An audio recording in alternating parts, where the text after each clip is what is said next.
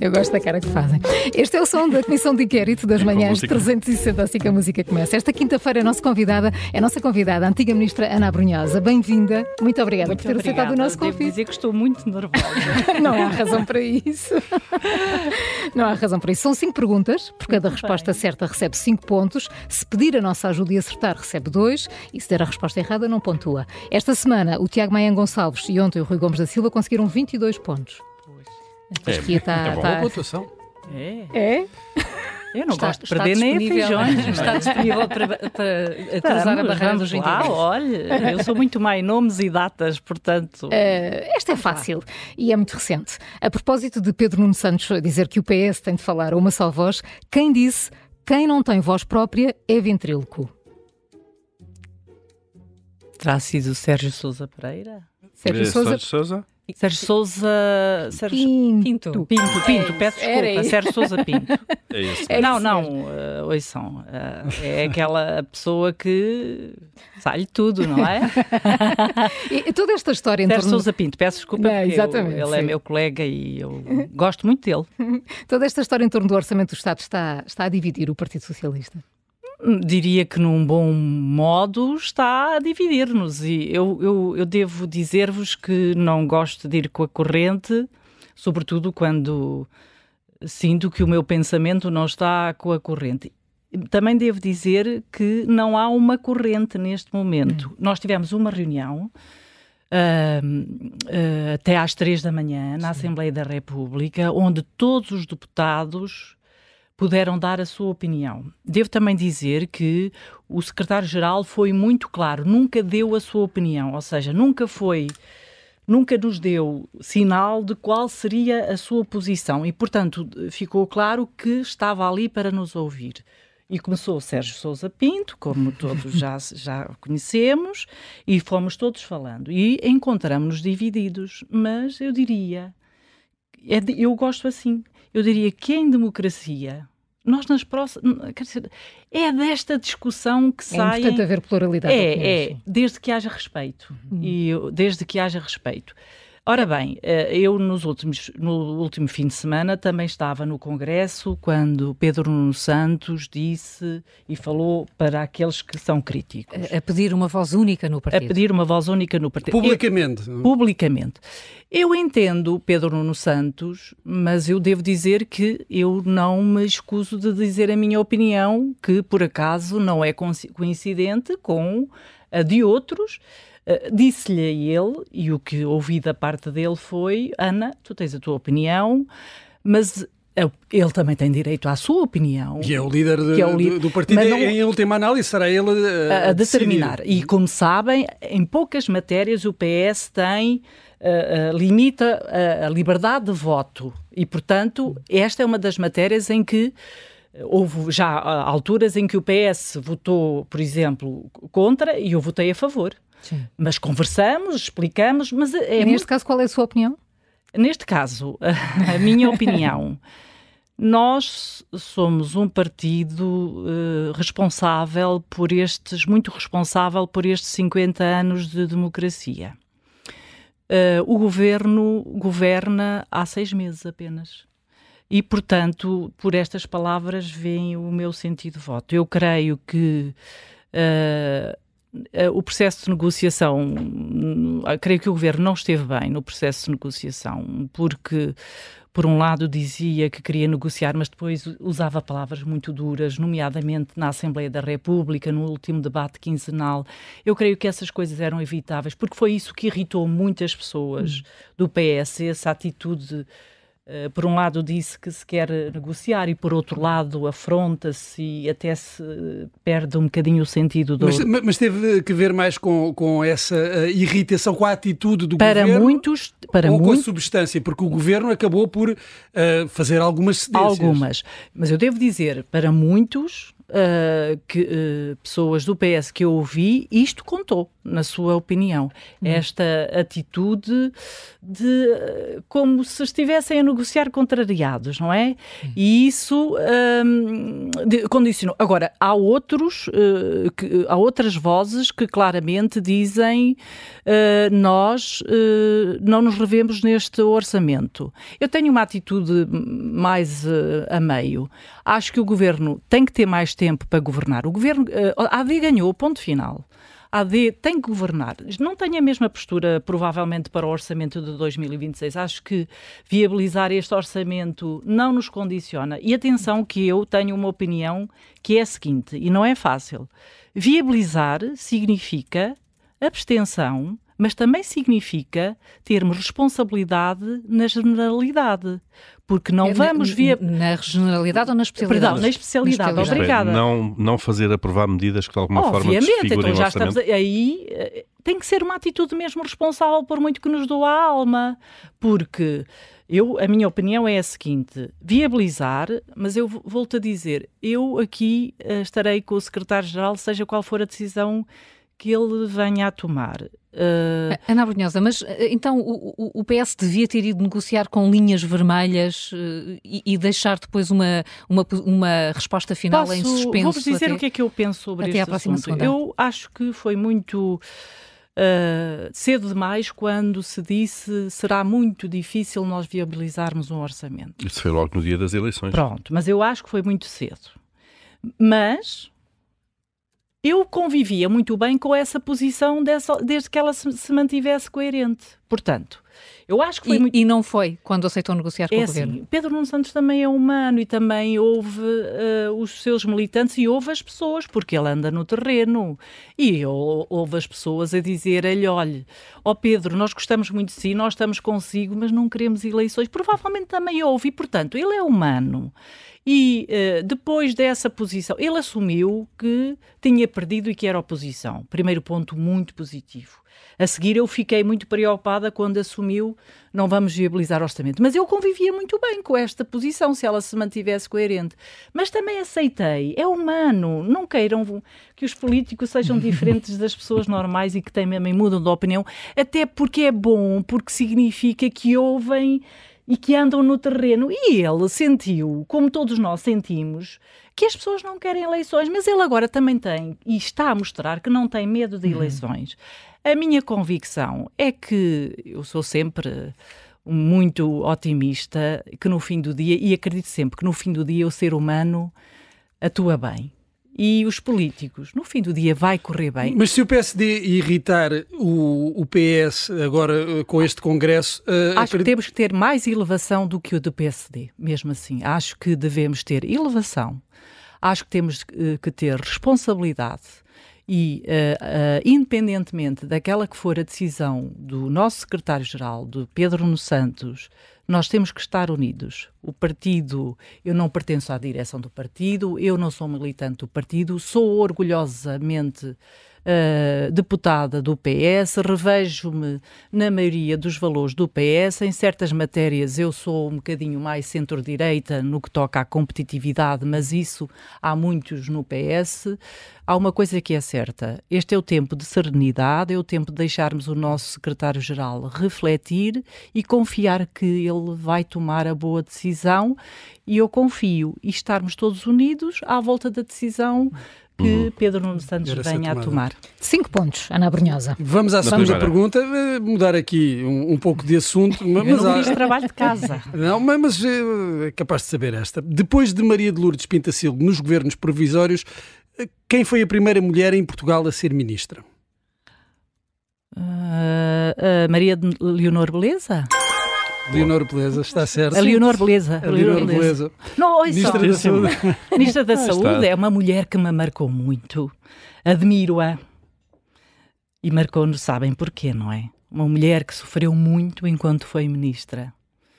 Uma mulher extraordinária. Terá-se por ser mulher? Não, acha que não. isso... Fomos sermos todos, mulher o país foi mais exigente com ela. Eu não sou...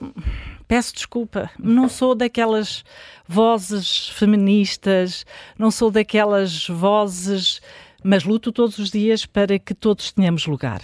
Eu luto pela igualdade, luto pela importância da diversidade. E o facto de ser mulher provavelmente condicionou, mas é uma mulher forte, é uma mulher extraordinária. Dava uma boa Presidente da República? Óbvio que dava, mas não quer. Ela não quer, e eu entendo. Ela sofreu muito. Aquilo foi horrível. Mas isso não é uma característica quase comum a todos os ministros da Saúde? Sejam homens, mulheres? Esta nossa ministra também está a sofrer muito. Mas a anterior, e a anterior, sim, e o anterior. Mas esta, acho que Leonor Beleza é uma mulher maior. Obviamente, tenho grande admiração. Não estranha estar uma pessoa do PS a dizer bem de alguém, porque eu acho que na vida nós temos, sobretudo, que ter referências positivas, independentemente dos partidos. E para mim é uma referência de vida e na política. E digo isto de forma muito, muito sentida, até porque sou amiga de um dos irmãos, que também desalinhou agora, Beleza, sou amiga, gosto imenso dele, e ele é PS, e por isso acho que nós preocupamos-nos muito em pôr rótulos. Olhem, estamos sempre a dizer que na política precisamos de pessoas da sociedade civil. E quando eu vim pela mão de António Costa, ele conheceu-me porque eu era presidente da CCDR e tinha sido presidente da CCDR na altura de Pedro Passos Coelho. Do centro. E, portanto, do centro. E a primeira tentativa que os jornalistas fizeram foi tentar pôr-me um rótulo. E então andaram divididos entre se eu era PSD ou PS. Até porque isso hoje, às vezes, é a arma de arremesso dentro do PS, quando, na falta de melhor argumento, me dizem: mas ela é PSD, ela não pode ir para ministra, ela não pode ter este lugar. E, portanto, eu acho que os rótulos não são muito importantes. Mas nesse caso será mais ou menos igual para homens e para mulheres, mas no caso das mulheres ainda continuam a enfrentar dificuldades maiores e enfrentar obstáculos maiores para a participação na vida política e na vida pública? Eu mentiria se eu dissesse que sofri dificuldades. Eu nunca senti, muito honestamente, que ser mulher me prejudicava. Sentia-me muito estranha porque muitas das vezes era a única mulher na sala. E isso também tem Isso incomodava-me. Muitas das vezes era a única cor que aparecia na fotografia cheia de fatos cinzentos. E uma vez o professor Augusto Mateus disse-me, eu gosto de cor. Uma cor linda. E numa vez o professor Augusto Mateus disse-me assim, não, venha sempre colorida porque é a única cor no meio destes cinzentões. E, portanto, por demasiados anos, hoje é diferente, mas vejam, nas distritais do PS não temos uma única mulher. E não há mulheres no PS que possam ser boas líderes. Elas existem, elas estão na sombra. E porquê? E porque muitas das vezes os homens também lhes interessa levar as mulheres, mas sobretudo também não fazem um esforço para que as mulheres participem na liderança. E nós não somos melhores nem piores do que os homens, mas há uma coisa que até nos relatórios da coesão da União Europeia é dito. O facto de haver mais mulheres em lugares de decisão não é por serem mulheres, é porque somos diferentes dos homens e a diversidade é boa, sim, melhora a coesão social e territorial. Temos sensibilidades diferentes, ainda bem que somos. Claro, e a diversidade, a diversidade aí é que é importante, e a inclusão. Vamos, sem dúvida, e é um caminho grande para avançar. Também há tempos nesta comissão de inquérito. Exatamente, 10 pontos, Ana Abrunhosa, o que é uma... Ai, Jesus. Tudo isso até agora, sim. Vamos para mais uma questão, esta é facílima. Ai, Jesus. Que é quando eu falho. Foi cabeça de lista, lá está, do PS por Coimbra, nas últimas legislativas, foi eleita por Coimbra. A pergunta é muito simples. Quantos deputados foram eleitos pelo PS nesse círculo? Pelo PS foram 4. Está a ver como é fácil. Depois 3 da AD e 2 de Chega. Sim. E foi precisamente num debate eleitoral com o candidato de Chega, António Pinto Pereira, que Ana Abrunhosa decidiu abandonar esse debate porque não gostou de algumas coisas que António Pinto Pereira disse também, ligadas também, se quiser, à questão das mulheres. Não foi só nesse debate, sabem? É que vocês ouviram... Foi a gota d'água, é isso? Foi a gota d'água. Foram... Eu ainda hoje vivo dividida, mas também não sem angústias, obviamente, se fiz bem ou mal.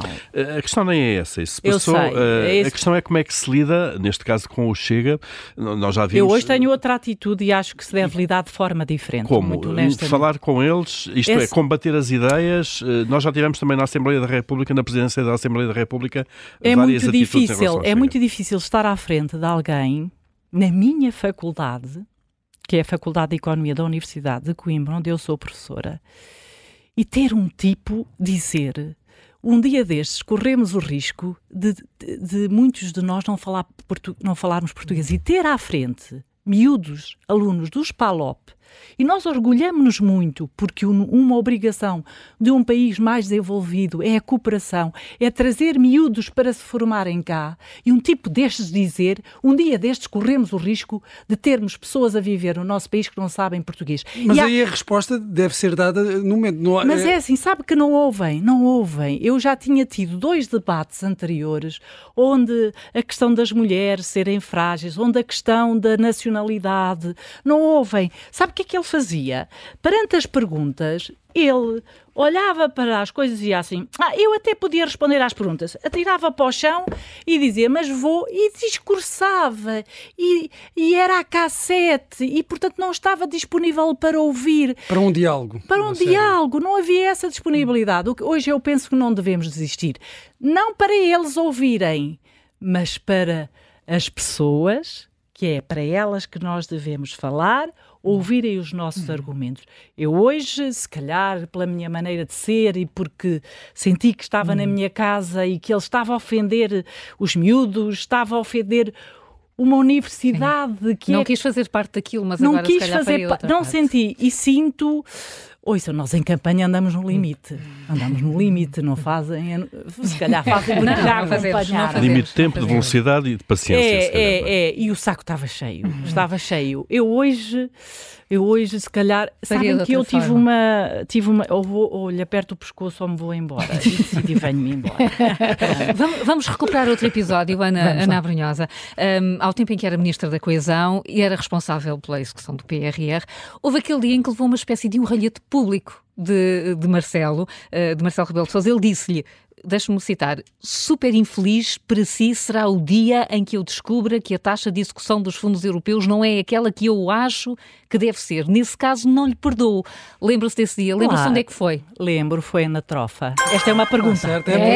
No dia do feriado municipal da Trofa. É verdade. Yes. Quase há 2 anos, mas em novembro. só conta 5 pontos. Olha, já vai em 20.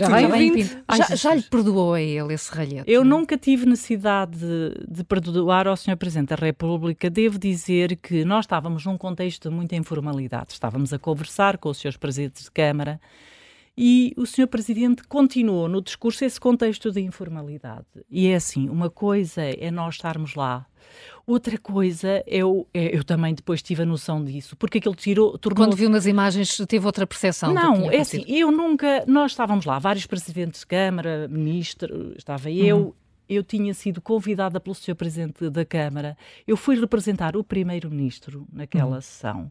E, portanto, nós estávamos lá e o Sr. Presidente da República sobe e continua naquele ambiente de informalidade, E eu devo dizer que não tive a noção na altura e que quando entrei no carro, porque nós depois continuámos a visita e eu disse-lhe, Sr. Presidente, o senhor sabe que eu não sou responsável por PRR. Ele disse, eu sei, mas estou muito preocupado e até conversámos.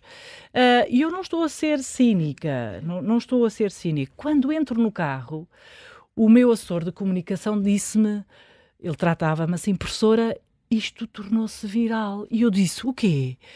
E ele começa-me a mostrar e diz assim, interrompemos a agenda. Eu disse, não, vamos interromper a agenda, porque nós íamos para o Douro. Sim. Entretanto, a ministra Mariana liga-me para saber o que se passou e eu contei-lhe a dizer, Mariana, não foi nada de grave, mas ela dizia, mas nós estamos aqui. a ouvir e eu fiquei assim um bocadinho preocupada. Eu disse, não fica, que eu estou muito bem. Bom, aquilo escalou e eu devo dizer que tive necessidade depois no domingo. Reparem que nós estávamos no sábado, eu fui para o Douro, no domingo fui para a Guarda inaugurar os passadiços do Mondego, na Guarda, um projeto maravilhoso, e aí prestei declarações e disse que não estava melindrada e continuo, não continuo. Esse assunto é um assunto que não... Eu vou-vos dizer uma coisa, eu teria gastado milhões para ter a publicidade que o Sr. Presidente deu. E, portanto, eu acho que retiremos as coisas boas da vida. Esta pasta do PRR, só para este governo, está a ser executado como devia? O PRR é uma pasta... Num minuto, a resposta, por favor, Ana Abrunhosa. Eu nunca me ouviram dizer mal do Dr. Castro Almeida, que é quem tem o PRR. Somos amigos e, portanto, quando eu tiver que lhe dizer alguma coisa, vou dizer ao amigo Castro Almeida, que depois diga ao ministro. Mas eu vou dizer, com este o governo aumentou um ponto percentual, mas ele não tem culpa. Os processos são complicados. Tenho a certeza que o Dr. Castro Almeida e todas as entidades farão o melhor pelo país, que é a execução do PRR. E nós, PS, lá estaremos na Assembleia da República para ajudar a facilitar todos os processos que ajudem a agilizar o PRR. Muito bem. Muito bem. E tem 20 pontos. Tem 20 pontos, pode ser a primeira a chegar aos 25. Vamos à última questão. Tem uma parte da sua vida pessoal e profissional ligada a Coimbra, aliás é professor na Universidade de Coimbra, na Universidade de Economia. A pergunta é, que rei fundou em 1290 a Universidade de Coimbra? Quem fundou a Universidade de Coimbra? Dom Sancho. A Universidade de Pronto, Coimbra. quer responder ou quer algumas alternativas? Dê-me alternativas. Então, Dom Sancho I, Dom Afonso Henriques ou Dom Dinis? Dom Dinis. Eu já tinha aqui os aplausos preparados para os 25. Para os 25. Sim, sabem porquê? O que é que me enganou? Eu sei, foi a estátua que lá está. Exato. 22, 22, é bom, não é mesmo? Ana Abrunhosa, para terminar, Coimbra e a Universidade deixaram-se ficar para trás no desenvolvimento. Coimbra é um segredo bem guardado.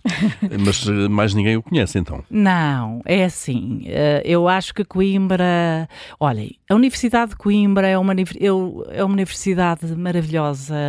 Estamos a falar em termos de competitividade. Sim, é uma universidade que está a fazer a ponte, tem projetos maravilhosos. Agora, há um problema em Coimbra, são os quintais. São os reizinhos, é aquilo que nós fazemos. E a regionalização seria uma solução para isso ou não? Para já, eu acho que uma zona metropolitana seria muito importante, que Coimbra se assumisse como responsável pela região de Coimbra, que assumisse mais o protagonismo, que assumisse mais ajudar os outros territórios. Se os outros territórios crescerem, Coimbra crescerá naturalmente. E depois a regionalização. Eu sou uma regionalista, aliás, trabalhei por isso. Muitas coisas do que fiz serão visíveis uns anos mais à frente, que é mesmo isso que significa governar, e acredito que Coimbra será um segredo que em breve saltará, porque vai-se transformar a cidade. O atual presidente, eu não sou crítica especial da sua governação, creio que ele está a fazer o que pode, porque não tem condições de maioria. A cidade está em obras, tirar o sistema de mobilidade. A mobilidade hoje nas cidades é muito importante, porque a habitação é muito importante. A mobilidade permite liberdade de escolha, maior liberdade de escolha na habitação. Em Coimbra é um problema criar novas centralidades em Coimbra, porque houve uma gentrificação da cidade e, portanto, nós temos que aumentar o perímetro da cidade e criar novas centralidades e fazer uma candidata a Presidente da Câmara de Coimbra. Pena não temos tempo para esta pergunta. Mas vem aí, prometo que venho cá, é ser interrogado. Vem aí uma candidata às autárquicas. Não, uma candidata às autárquicas temos? Estou em reflexão. E com esta ficamos. Quando é que vai acabar de refletir? Isso é um 5, quase. Não, estou em reflexão muito profunda, porque há uma decisão, há 20 anos que não tenho vida pessoal. E agora está-me a saber bem. E para se assumir um projeto tem que se ter condições. E, portanto, estou a perceber se terei condições. Estou mesmo em reflexão e será uma decisão tomada em família. Mas para presidência da Câmara de Coimbra, claro. Obviamente. Eu, a partir de agora, já só assumirei cargos que eu escolha. Não assumem isto como presunção, mas depois já não tenho muito a provar, já trabalhei muito e posso ser professora com grande liberdade e agora sou eu que escolho os meus projetos profissionais. E eu sou uma pessoa de projetos que põe corpo e alma em tudo o que faz. Alguns gostam, outros não gostam, mas eu sou mesmo assim. É um bocadinho transparente como hoje aqui me viram e gosto de ser assim e faço tudo com paixão. E o meu medo é esse, é que se eu me meter num projeto desses, se calhar há muita gente que não tem ritmo para me acompanhar, mas tem que ser assim. É como vocês aqui, não é? É assim, vêm com garra e com paixão a fazer o vosso trabalho. E por isso, muito obrigada pelo convite. Obrigada a nós por ter vindo, por ter aceitado este desafio. Obrigada. Correu muito bem, Ana Abrunhosa. Muito obrigada. Vou triste, mas Porquê? 22 é ótimo. porque eu gosto de ganhar.